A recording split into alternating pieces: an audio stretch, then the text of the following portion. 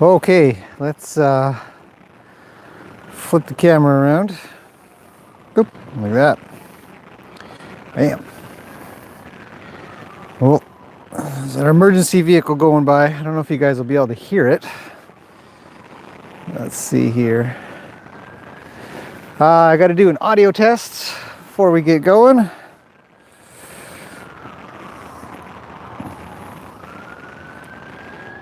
See what happens. Oh, sounds pretty good. Yep, I'm happy with that.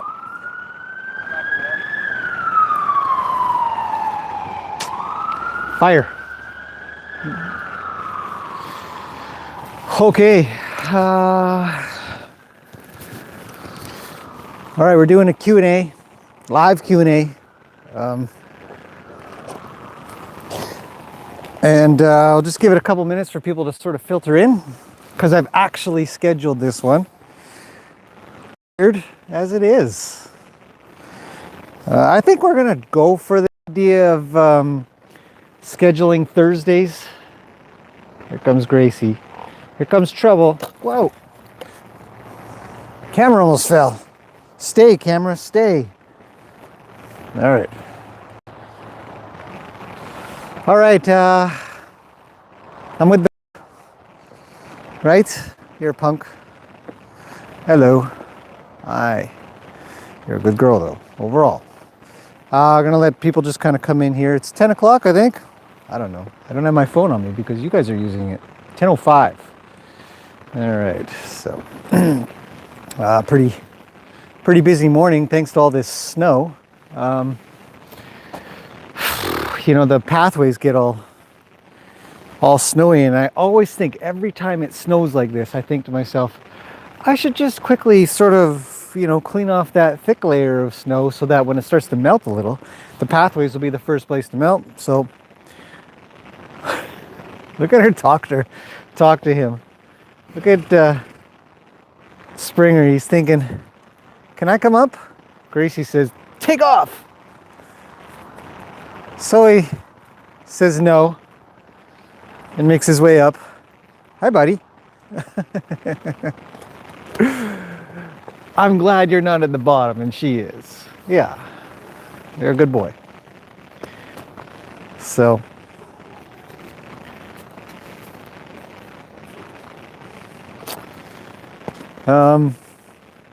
horses, eh? They do this stuff all the time. And somebody had asked about I can't remember the exact question around how the hierarchy works of horses. I think it was something like, you know, does it shift and change? And the answer is absolutely. Maybe not a lot on a daily basis kind of thing, but you'll see a shift maybe week to week. And then something will just get sorted out, and for a while it'll just stay that way. And then something will happen, a new horse comes in or one leaves, and then pow, it changes up again. All right, enough of me. Let's look at these guys a little. Today we're doing, let's just see, before I get into my monologue. Look at that, we've got somebody from Russia or Poland or something. Sorry, you're gonna have to write in English or Japanese, maybe some Spanish. I can do Spanish a little, but Russian is out of my league at the moment. Okay, where are we, everybody? Northern Ireland. Hello, S. Gibson. Again, can't wait to go back to sort of Ireland, Scotland area. I think it would just be, love the castles. Teresa, hello Teresa. You got the notification, that's good. Well, it is scheduled too, right? I put up 2 things yesterday, but that said though, I do think that I will try to schedule this for regular Thursday, 10 o'clock. Yeah, it's, hey David, it's 1 degrees here as well, Celsius, so it did snow a little bit this morning, but then it started to turn to a bit of rain. So we're lucky to be outside because it was really coming down. We'll see how this goes. It's cloudy. So lots of snow. Give her a scratch for you? No problem. Thunder Bay. Cool. I've never been there. I have been over Where did I go? Toronto, and up sort of cottage country. I had a business thing that went on up there, so yeah. Montreal, Singapore. Hey, cool. I actually was just watching, if you guys don't watch the channel The Slow-Mo Guys, you should. They are fascinating. They take interesting events and they record it with slow motion cameras, like real slow motion cameras, not the stuff that I've got, but real slow motion cameras. And they recently did one on lightning in Singapore. So I've been to Singapore, I think a couple times. I did a talk there as a tech person, tech related work, and I did a conference there. Yeah, that's pretty cool. I like the place. It's clean. Hello from Arizona. Hello from Canada. Eastern Oregon, Ohio, Paris. Oh, that's right. You are in Paris. Well, hello everybody. Thanks for coming to the live stream. I'm sure we'll continue to fill up as the time goes on, because that's just what tends to happen. I have a microphone right here now, so hopefully trucks like that aren't nearly as loud, because the phone won't be picking up all the sounds. It'll have to come through my lapel mic. So if you find that the audio is weird, try to let me know. I'll try to pay attention to the comments here. Jen's not here today, she's working, so it's just me working the comments and stuff. So the first thing we need to do is establish what we're up to. Today we're talking about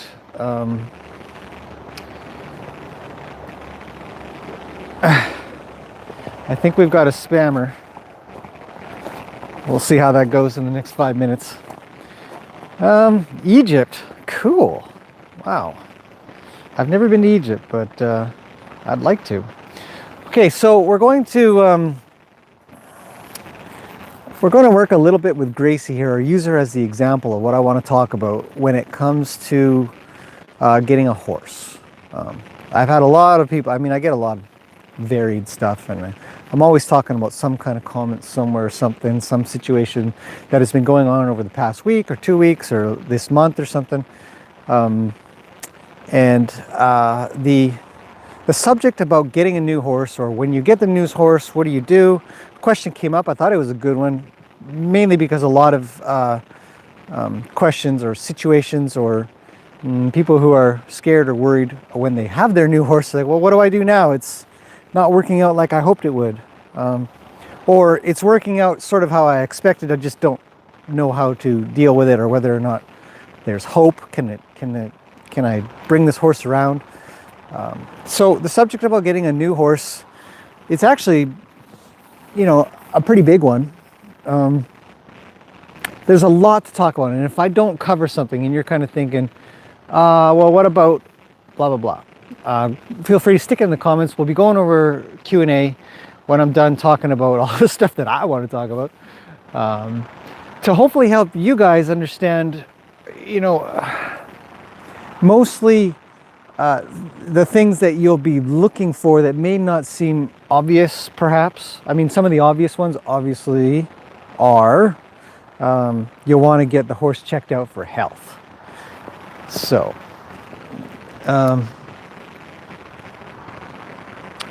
let's go get Gracie. They're all just peacefully eating. I sort of feel a little sorry to go get her, but let's chuck this camera off to the side. We're gonna make a trip over to the, and just give me a second. I'll go get her. Let's get going. Actually, I can still talk to you guys while I'm walking. I just remember that.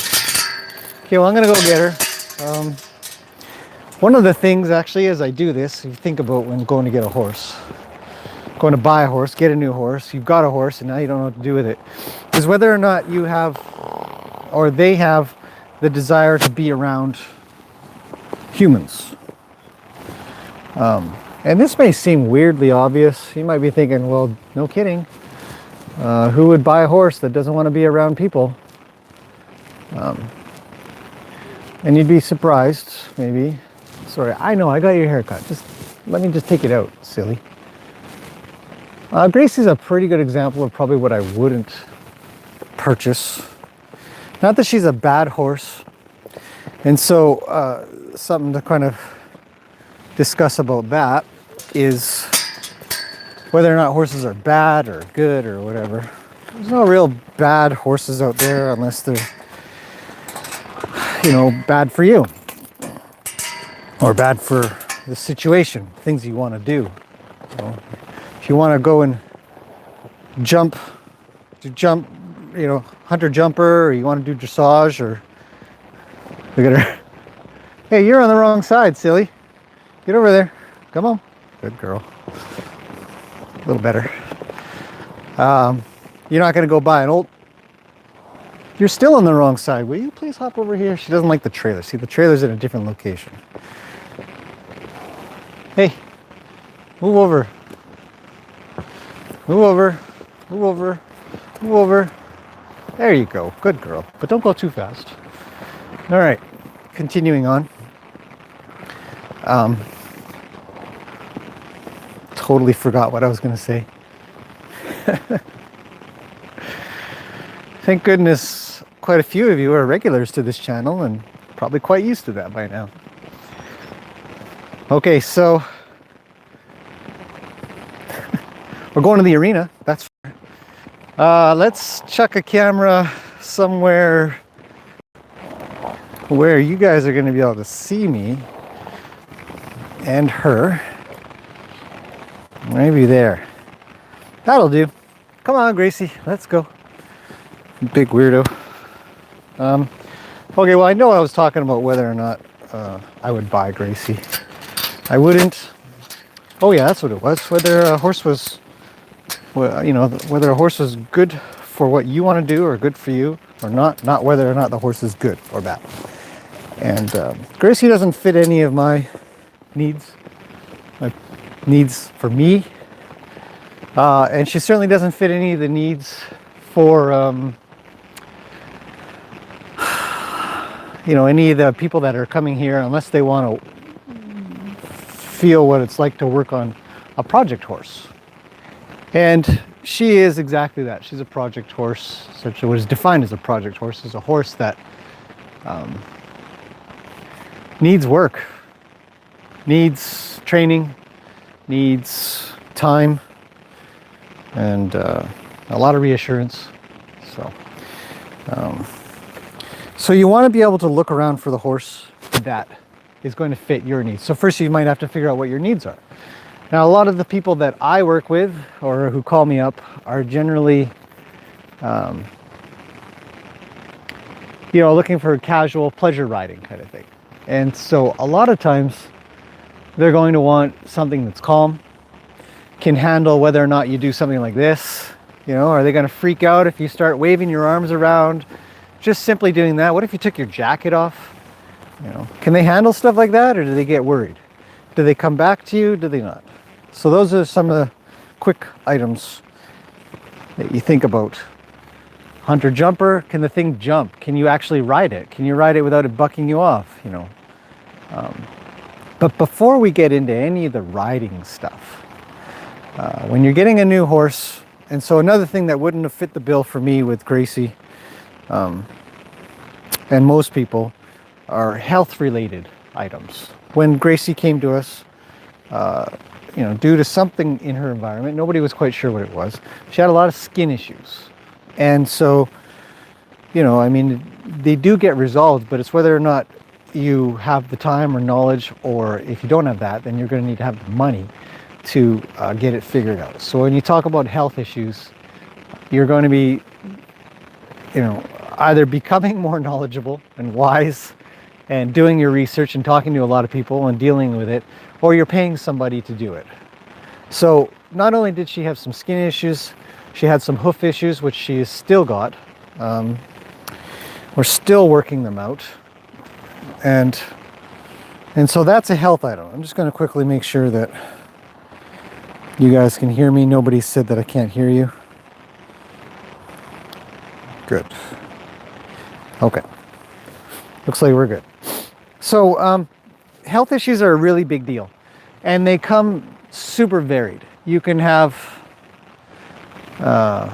you know, the skin issues, the hoof issues, you can have teeth issues, you can have back issues, leg issues, ligaments, tendons, all those kinds of things. Which leads me to my first piece of advice, is to have somebody very knowledgeable most likely a vet, who will do what's called a vet check. And a vet check is essentially a health check. And if they're really good at it, they'll know a lot of stuff based on just looking at them, how they're standing, how they're behaving, how they move. And from there, it might take some diagnostic tools to figure out if there is anything. You might need x-rays, ultrasounds, blood work, things like that to figure out if the horse is actually healthy. I highly recommend making sure that if you're kind of new to the horse world, you're going to, I mean, even if you're not, but definitely if you are, you're going to want to know if the horse is healthy or not.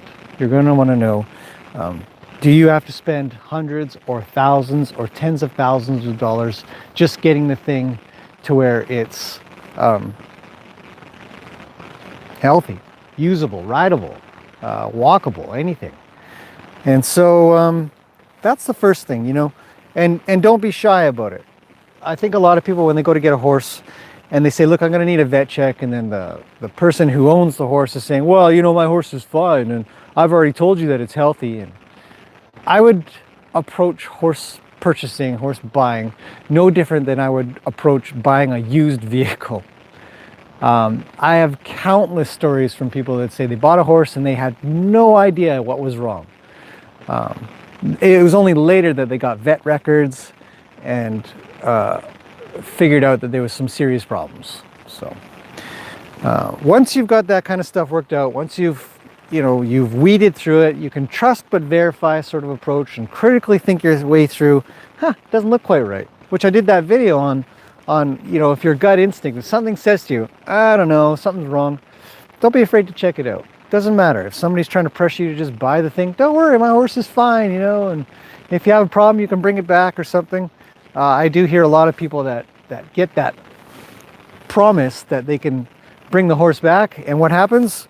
The person says, no, you bought the horse. I can't, I've already sold all my stuff. I can't have the horse back here. You have to keep it, and then you're stuck with somebody else's problems. So there are legal issues that come with that. You could hopefully put together a basic contract that says I'm going to have the horse for a couple of weeks.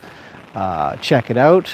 Some people will sell horses drugged up, so they seem very sort of docile, quiet, heads low, you know, no problems, just sort of stands there.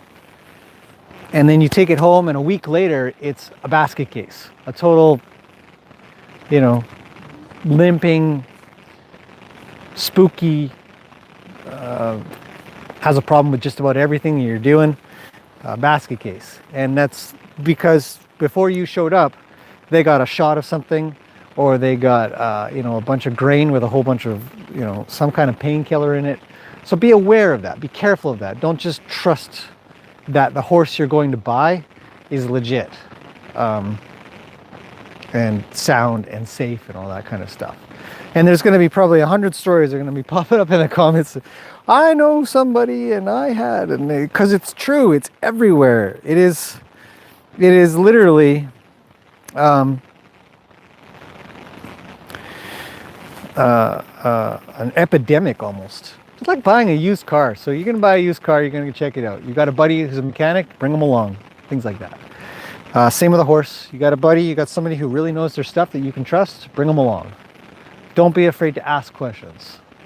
The next thing is a lot of people will sell a horse and say, oh, my horse can do that, or this horse can do this, and this horse can do that. The first thing I would ask them to do, and I've done this with trainers, is I say, can you please show me that? And you'll see them sort of stiffen up maybe. They'll get nervous, they'll get worried, you know. And that's a little bit natural because they're worried maybe the horse won't do what they always do, and they'll look like they're not telling the truth. They may be telling the truth. But you'll kind of know, again, back to instincts of whether or not there's just a little bit too much resistance to that request. So if I go and say I was going to buy a horse, and the person says the horse is totally gentle, you can rub it all over, you can pick up its feet, you know, it needs work for riding, but other than that, it's really great. I would say, cool, can you show me that picking up feet thing? And so if they don't just kind of walk up to it and have it to where it just you know, you just come down the leg and then they pick it up and everything's nice and calm and they get all 4 feet done, I would be concerned. I would say, I don't know about that.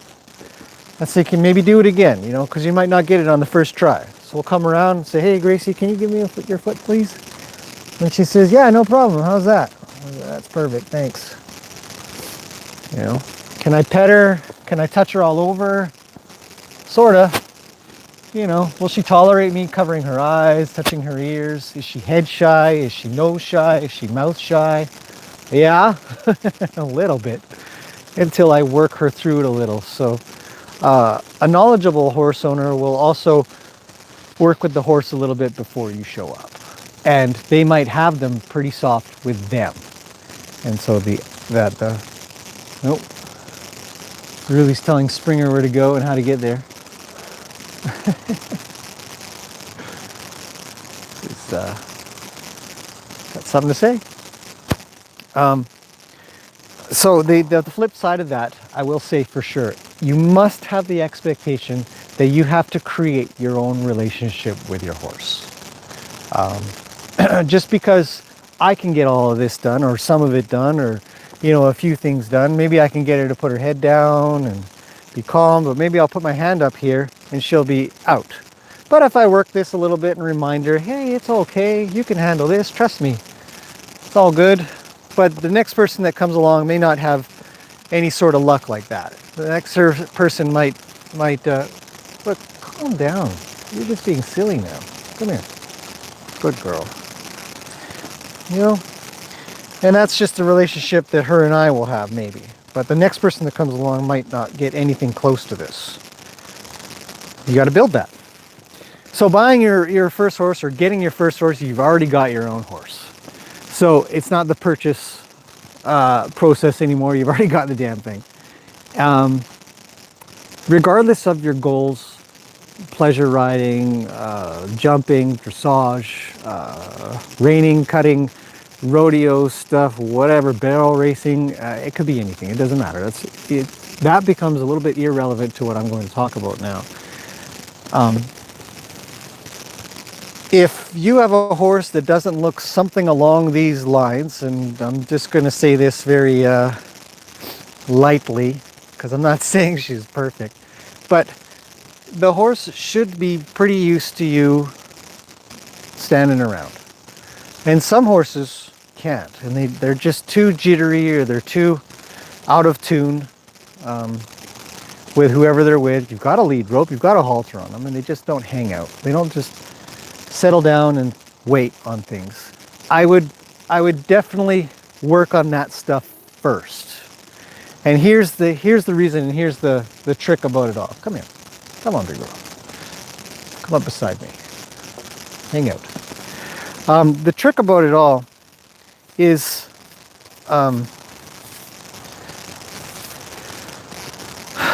if you can't get something as simple, well, relatively simple, and I'm not saying it's absolutely simple to do this kind of thing. A lot of people have a hard time, or their horses have a hard time, one or the other, and they can't just hang out with them, you know, and be quiet and you know, just stay in one spot.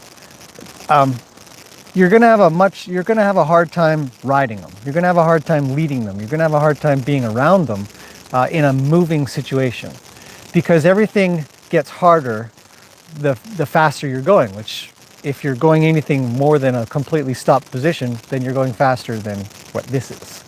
And I really, really encourage people to figure out how to get their horses quiet. A loud horse, or you know, a noisy horse, or a very active horse, or a scared horse, or any of these things that have them shuffling their feet around and moving and doing all kinds of stuff. It's hard to teach them because they're not paying attention to you. So she's pretty quiet. She's looked off. I'm going to ask for her back. She says, yeah, what do you need? Oh, not much. I just wanted to pet you. But maybe I'd say, hey, you know, actually, if I could just get you to back up a couple steps, that'd be really nice. Thank you. I appreciate that.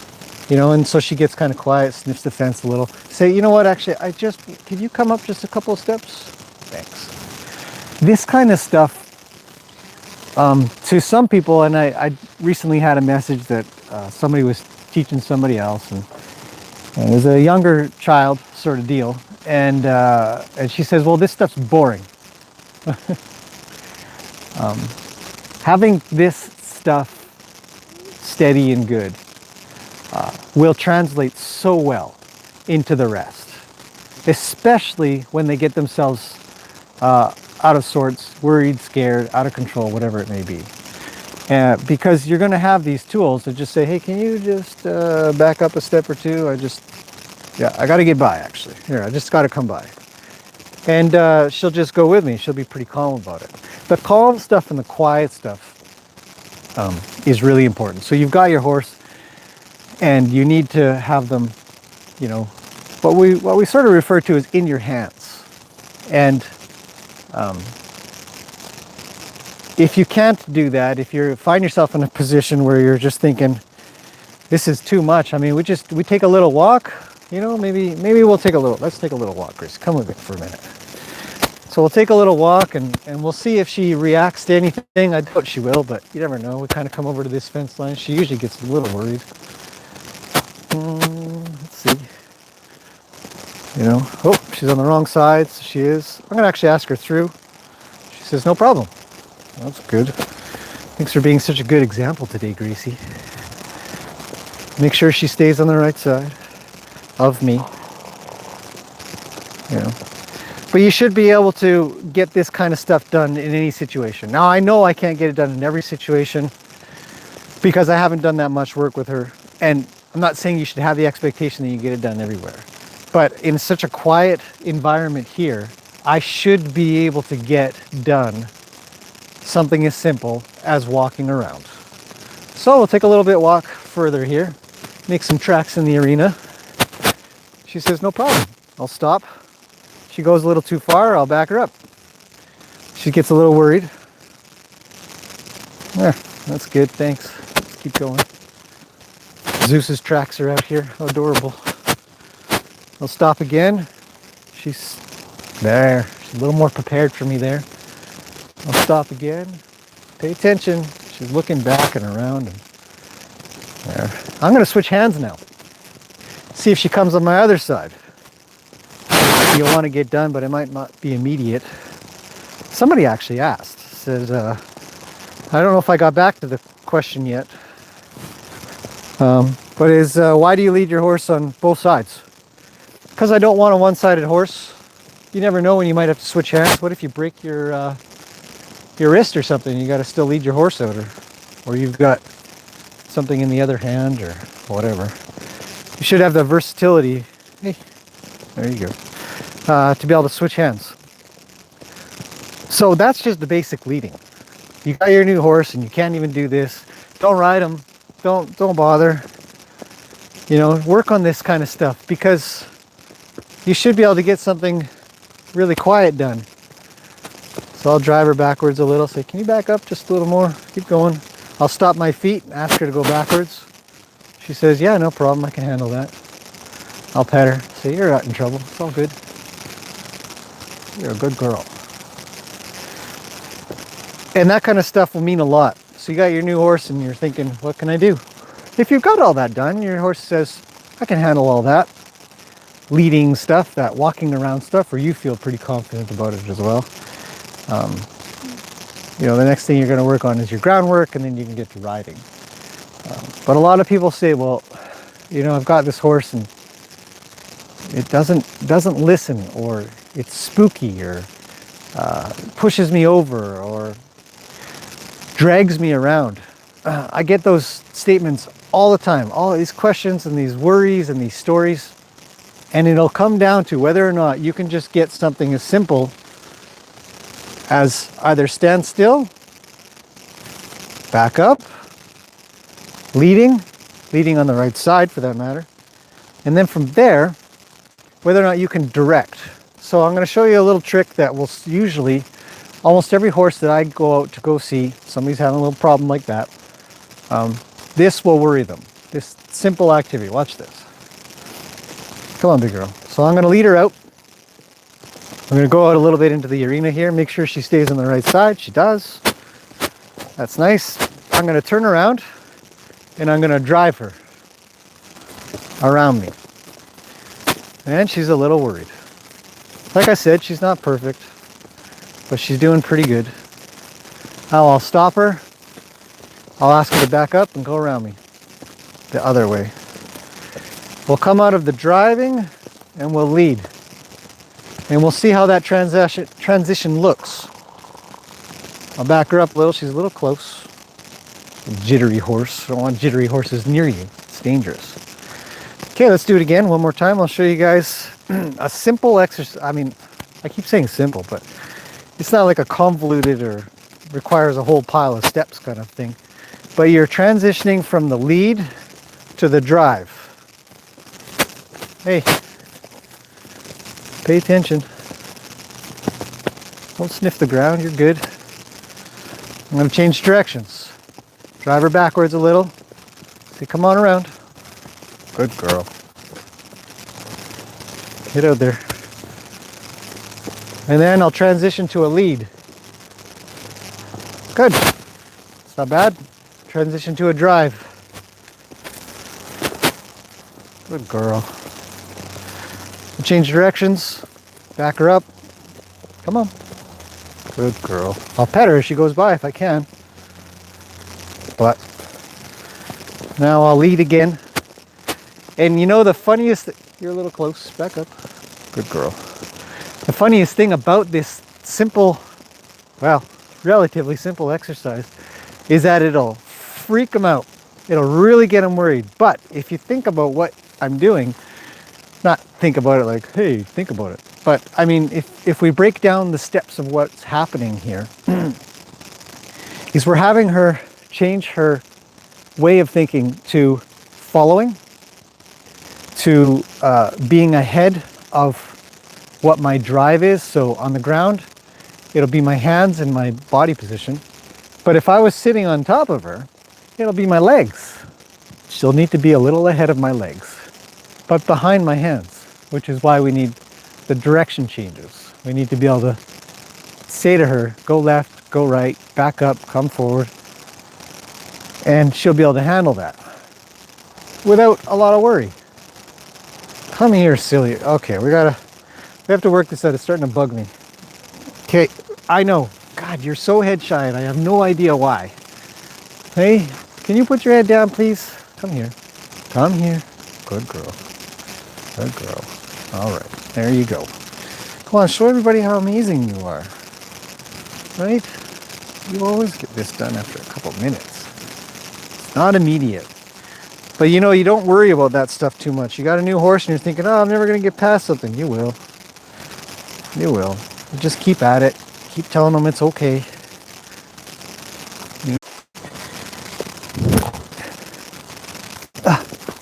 Come here. So what if I jump down? Looks like YouTube died. Thanks, YouTube. And I didn't notice because I was so busy working on her head. Anyways, I don't know where it died, but I was just working away. Looked up and YouTube's dead. Come here. Yeah. So, you know, you never know where you're gonna start off, but I do know where I'm gonna end off. So, good girl.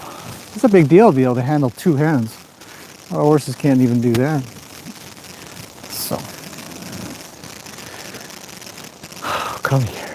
Don't be so silly about it.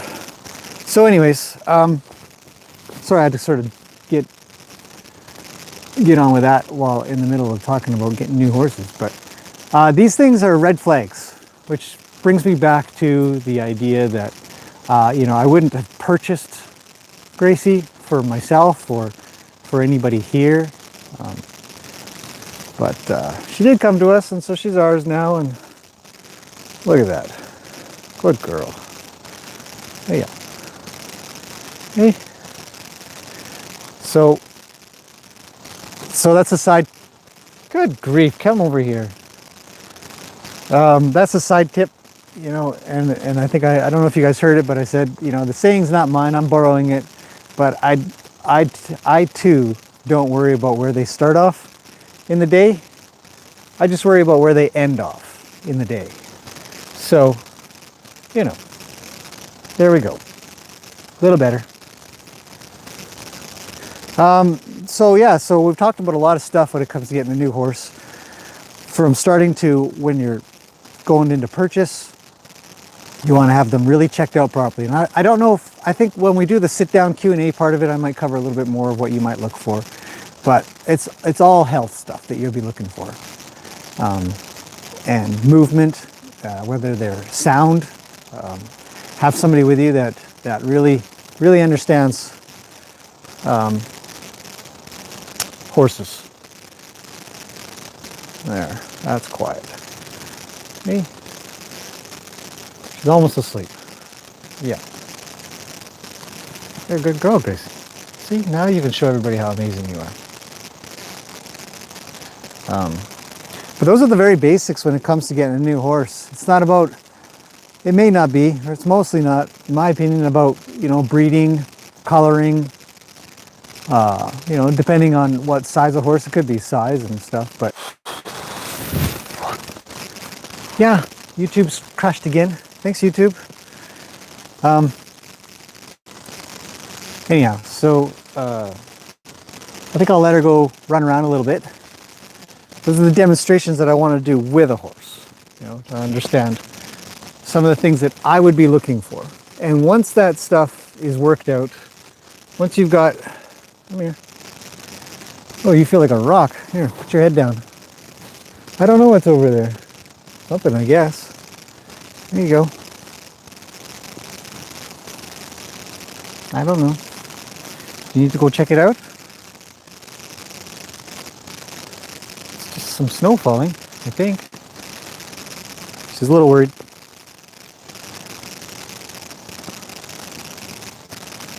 Dog? It's not Zeus. Zeus is inside. I don't know.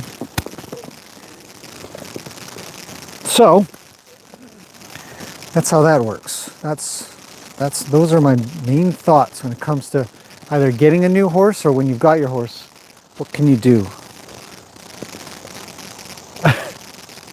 Look at her. She says, "What is going on? There's so much snow." What do you think? Should we chuck another horse in with her? Maybe. Might as well. Let's go get Luke. Okay, let me go get Luke and we'll come back for Q&A.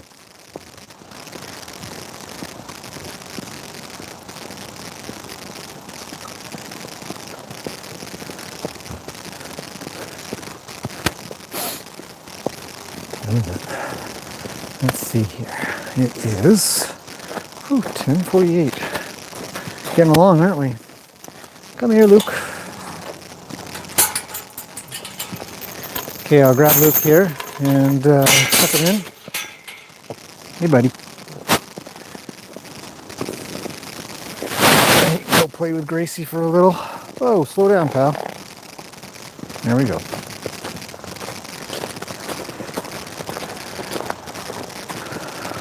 Yeah, there are a lot of signs that you want to check out when you're picking up a horse, or you've got your horse and wondering what to do. For me, most of it is safety based. Are you safe around your horse? Is your horse safe around you? Back up a little. Thanks, pal. Wait. Let me go through and then you can come through. Good boy. Good. Pick your head up. I need to take your halter off. Later, buddy. Okay, now it's horsey playtime for these two.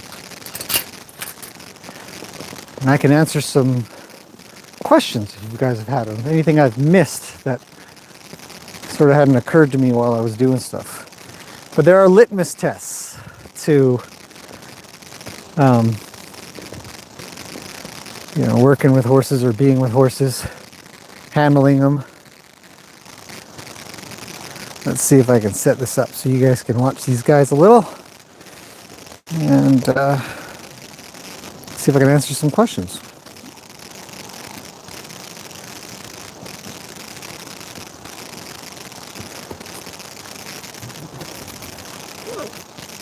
All right.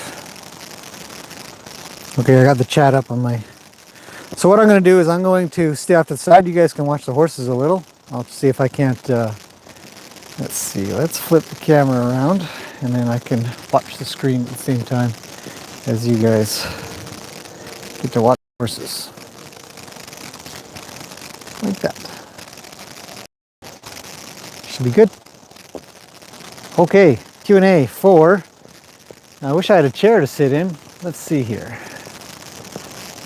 They're all frozen and wet. All right. I shall be standing. Okay. All right, everybody. I am Q&A moment. I'm Q&A moment. What does that even mean? We're in the moment of Q&A. Okay. Let's see. I heard they turn on you sometimes for no reason. So I'm going to just answer questions. Everybody who said really positive things and stuff, thank you very much. But I'm going to get on with questions first, and we'll talk about all this loveliness you guys are putting out later. Do they ever turn on you for no reason? Nope. Horses do not turn on people for absolutely no reason. There is always reason. There's always something that should have been caught. You should have been able to see coming. But that takes time and practice. So yes, some things do come out of nowhere. Mostly horses are just plain scared. So if you consider it that way, then you'd want to look around and see if you discover why. Why is the horse scared? So think about it that way, and your mind will change on. Hopefully, if it needs changing at all, it'll change stuff of that perception. Do you need a challenging horse once in a while to keep your skills sharp? Good question. Excellent question, even. I would say a challenging horse does sharpen up my skills compared to just hanging around with, these domesticated, calm ones.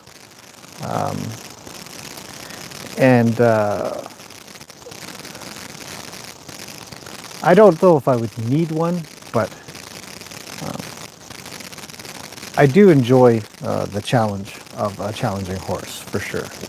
But there's so many things that you can do, even with the ones that are trained. You just get to evolve to a higher level along the path. So, say for example, a challenging horse might be one that doesn't stay calm or spooks a lot or something like that.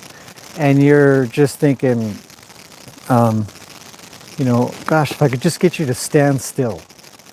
So you're all the way back in sort of the beginning of the process of working with the horse, and you can never get to leave there. You don't get to move on to a higher level of groundwork. You don't get to move on to liberty. You don't get to move on to saddling. And you don't get to move on to riding and stuff like that. So, yeah.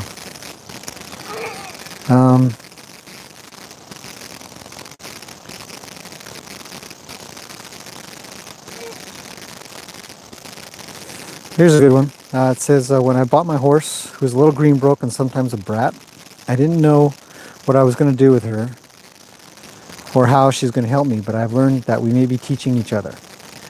I say to everybody,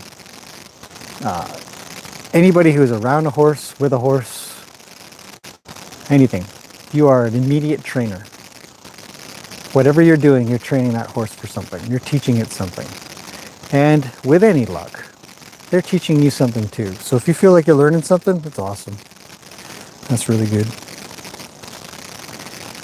So, yeah, you also said I had that hesitating thought about a horse and didn't buy it. It's good. Yeah, whereas a horse might be for somebody else, it may not be for you.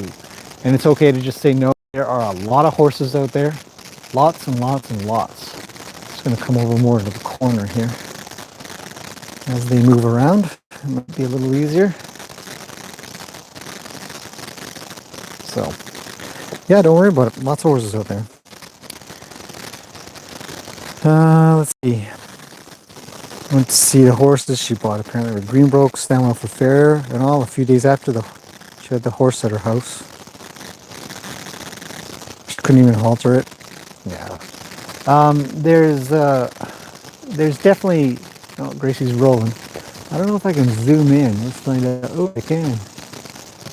Oh, there you go. There's a little closer shot. Might be a little blurry-ish. Luke's telling her what to do. Do you see that? Oh, get her, Luke. Oh, she's kicking. Yeah, he says, come along with me. She says, I'll go a little. Okay, enough of the horsey behavior stuff. Yeah, you will. You'll get these horses that, maybe somebody has tuned the horse up enough that they can halter them, because the horse is just thinking, boy, when this person comes near me, I better listen up. And that's really common. You have to create your own relationship, however you do it. Whether it's through drive or draw, or drive and draw, or just draw, who knows, That's something you have to get worked out. You saved your from slaughter so you didn't do the vet check at all. It's true. Yep. If you save if you go get a horse that's up for slaughter at the auction and you already know there's problems, but you're just prepared to deal with whatever you deal with, that also is a common case. So, and you learn a lot. You definitely learn from the ones that are the most sort of wrecked or difficult or challenging, as that question came up before. Do you ever need a challenging horse to keep your skills up? It can definitely stretch you, and you find new ways to do things. So.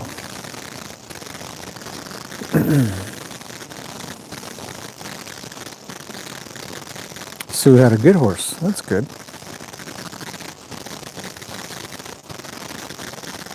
I would love to add that you must be prepared. So Beth says, I would love to add that you must be prepared to spend more money than you initially thought for training, vet, grain, mess, board, etc., etc. So you have it just in case, plan for it. It's true. Most cases, I would say as well, horses become a little more money, most likely in the beginning, more than you expect. So if you do plan for that, then you wouldn't really sort of cut corners later.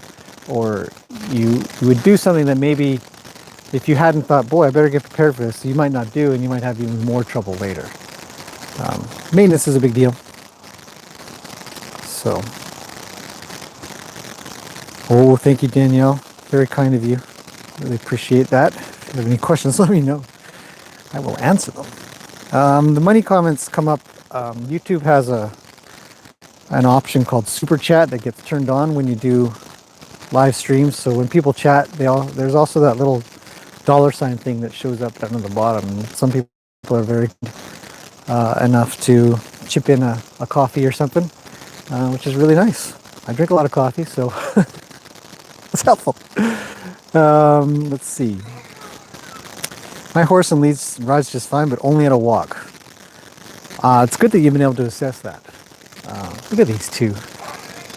Gracie is so noisy. I don't know if you guys can hear her, but she just keeps screaming at Luke. Let's go. Let's go over there a bit. Zoom out a bit so it doesn't look so weird. Wander over that way a little bit and watch them a little closer.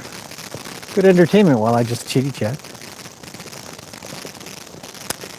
Let's see if I can get through all these questions. I was going to try to keep this at an hour. I might have to go just a little over, but I don't have much time more than that. Okay, so yeah, you do really want to assess whether or not your horse is any good. First at a stop, then a walk, then a fast walk, then a slow trot, then maybe a faster trot. Hopefully the internet is still working. We're sort of behind the barn here. Well, hopefully it works. If it doesn't, I'm sure somebody will let me know. Hello, you two. Let me guess, you're going to go somewhere else now. Oh, come on. I want to zoom it. Oh, hello. All right. Yeah, and like I said, when horses get shown for stuff, people will keep them slow. And then you'll get them home, and anything faster just turns into a huge mess. So.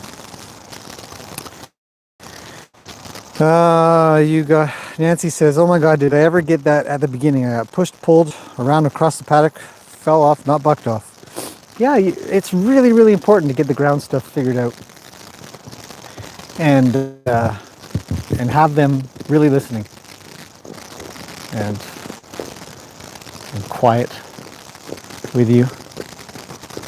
It counts for so much. It'll translate much later, so much better. Gracie's come a long way. Yeah, she's doing really well.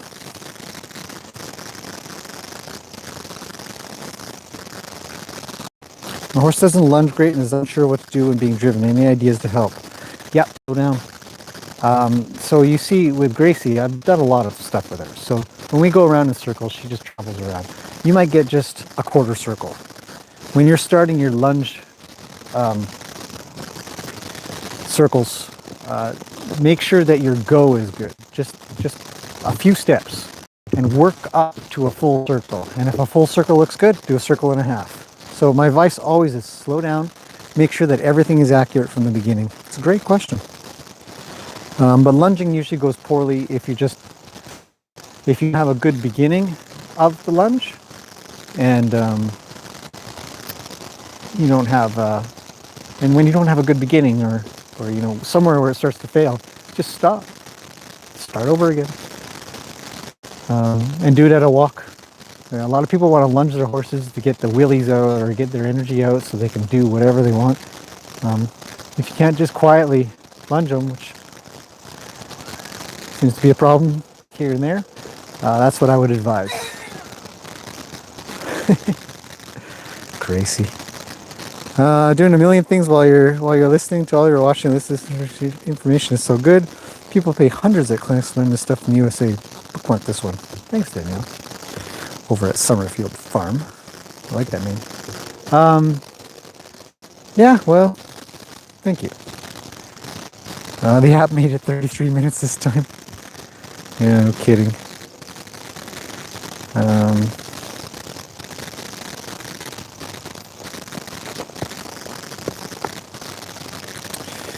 Hey, what? Look, I'm trying to read the comments, you guys. I don't know what exactly it is you want.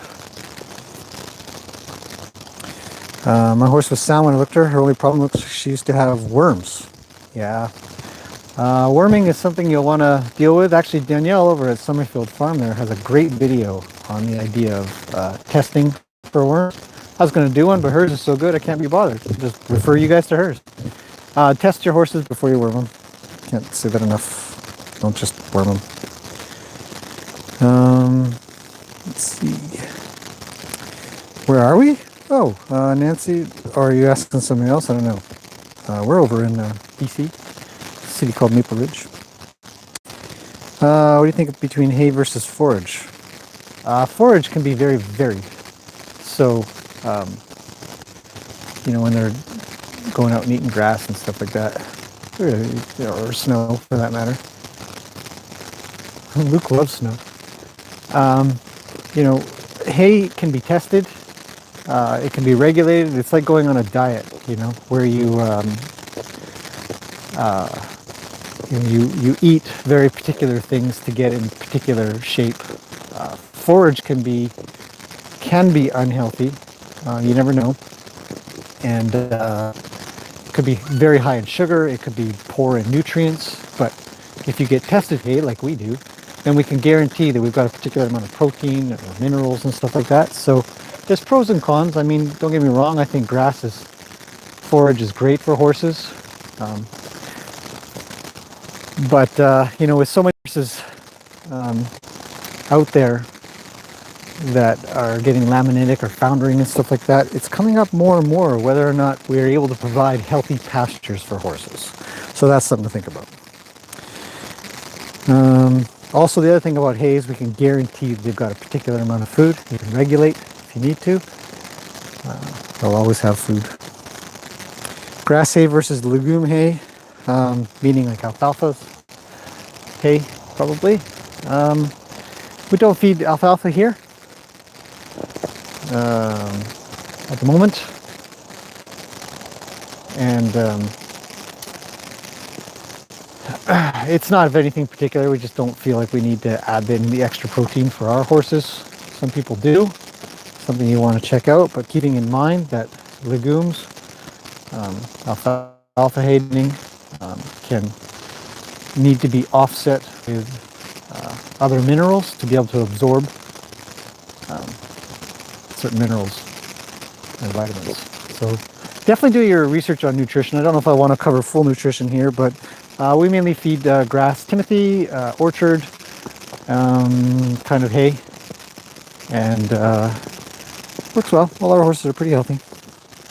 I have a hard keeper. Any advice? She's a saddlebred, which I think are notorious for being hard keepers. I found out too late. Hard keepers. Maybe your horse loses a lot of weight, has a high metabolism perhaps. These guys are so far apart. Hey, Luke! Hey, get off of there. Goofball. Sorry about that. He's chewing on a little fence that Piggy chews on.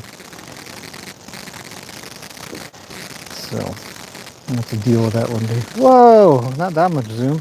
Stay. Okay, yeah, so hay bags, regular hay. You might find that the food that you're feeding doesn't have enough nutrition for your horse, whether it's growing or exercising a lot, things like that. Hard to say.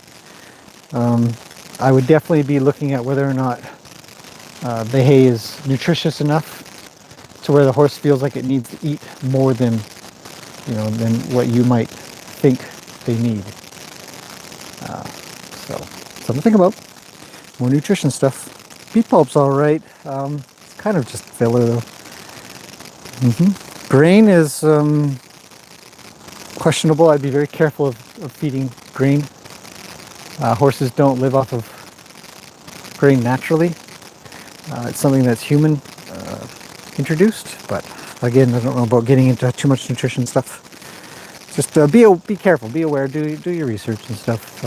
But mostly I would make sure that a horse can live off grass, hay, and go from there. Do you have to get an equine chiropractor to treat your horses, or do you find it is unnecessary? No, we don't do that much here. I've done a whole pile of studying and practicing and stuff myself so I can detect whether or not there's a problem. If it goes too far, I do have contacts that I either have pop in, check things out, or ask questions for. So very useful. Definitely something that you want to know about. But our horses don't do a lot of hard work, I guess you could say. So chiropractic services are more limited for our purposes. Do you often provide prospective horse buyers with your learned opinion on a horse they're considering buying, like a consulting service? Sometimes, yeah. Some people will ask me to come along or ask me to check a horse out, or check a horse out that they bought. They've got on trial for a couple of weeks or a month or something, and I'll give my opinion on what I think they're thinking. But I will always say, for health stuff, I would advise you to hire a vet and have a vet do a vet check, because they will more guarantee that health part. They'll provide a big long paper that, and they'll have the equipment to do so, whether it's checking blood or x-rays or whatever. Nancy says, keep in mind when I saved my horse from slaughter, I didn't do anything at all with horses. Thanks to your videos, since I've learned, grow, studying, still studying. Yeah, me too. And you're welcome. Thank you. Yeah, you had no choice but to learn quick. Oh, thanks, Maureen. Yeah, Jen likes coffee too. Very much appreciate that. I think that's the end of questions, unless you guys have more questions. But the nutrition stuff, the health stuff, whether or not your horse is healthy through nutrition, hay or grass or grain, stuff like that, there's a lot of research to be done on the subject. Oh, Luke's letting her know she needs to. Yeah, let's zoom out. She needs to move. It's good, some horses can teach other horses stuff, and other horses, like Springer, would probably never do this. He'd just sort of tolerate her and put up with her and whatnot. But the mares have no problem telling Gracie what to do, and Luke's a good teacher as well. He's not rough, he's not out to go get her, but he is out to teach her. Don't be like that around me. She just can't seem to help herself. So, yeah. Let's see. These are great questions, though. You guys do have very good questions, things that you're worried about. It's hard to find answers for. And you know, there are, if you're out on social media, if you're on Facebook by chance, even if you don't share your information personally and stuff, there are a pile of great resources and groups in there where people get together and talk about what's going on, and you know, what are the newest learnings, because these things change quite a bit. It's not like it stays static and one thing gets figured out and it's like that forever. There's a lot of studying going on still to this day of, you know, what do horses need? Do they need grain? Do they need hay? What kind of hay do they need? Do they need alfalfa? If they do get alfalfa, what are they going to need after that? If they do need grain, what do they need after that? If they only get hay, do they need anything more? How do we know that? These kind of critical thinkers out there in the nutritional world are definitely spreading more and more information out, and a lot of them arrive on these Facebook groups. And so you know, I encourage you to check that out if you can, and sort of weed through some of the stuff that might not be useful and some that might be. Nancy says, don't feel bad. I'm studying the equine nutrition at Equine Guelph University. I just want your opinion. That's all good. You know, my opinion is just my opinion. I may be right, I may be wrong, it may work, it may not work. It's all going to be whether or not it's appropriate for your situation, environment, horse. It's great that you're studying. The University of Ontario is my understanding. I've never been, but it's my understanding. It's very good. It's a basic word I would use for it. So yeah, I look forward to, you know, if you find out more stuff about that, feel free to let me know. Stick a comment in or send an email. I love hearing about it as well. Oh, David, thank you. Next, Timmy's. Pick up one for Jen. I will. You guys are the best. You guys are really nice. Thank you. I really appreciate it. So, I think we're coming up on my time limit, unfortunately.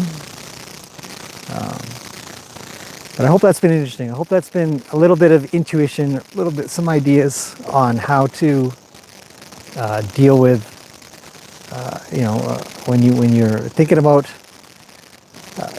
you know, getting a horse, or you've got a horse that's trouble. Some of the things that you can start with. You know, that's the other thing that came in. Well, what can I start with when I get a horse? You know, I would start with that. I would start with making sure that they get quiet. I would start with making sure that they follow nicely, they lead nicely, and they also drive nicely. And not trouble, you know, there's no real trouble there. See, Luke's still working on that with Gracie. He says, hey, get moving. Right now he's saying, get moving, get moving, get moving. She's like, no. You know, stuff like that. So he's going to continue to work at it, just as I would. You know, I need you to move, get moving.